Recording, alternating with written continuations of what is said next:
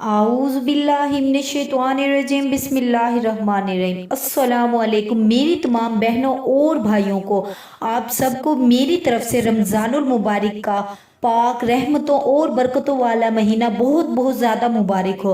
अल्लाह पाक इस महीने की बरकत और रहमत से हमारे तमाम मुसलमानों की, पाकिस्तान की, इमरान खान की और फ़लस्तीनी बहन भाइयों और बच्चों पर अपनी ख़ास रहमत फरमाए, आमीन।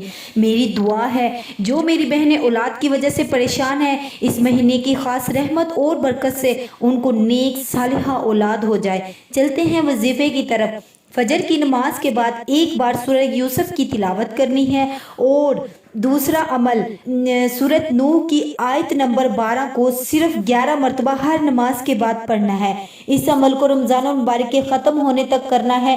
इंशाअल्लाह अल्लाह पाक उस मेरी बहन को नेक सालिहा औलाद से नवाजेगा। और मेरे चैनल वज़ाइफ के समंदर को सब्सक्राइब करें और बेल आइकन को प्रेस करें ताकि नए नए वीडियोज़ आप तक पहुँचते रहें। शुक्रिया।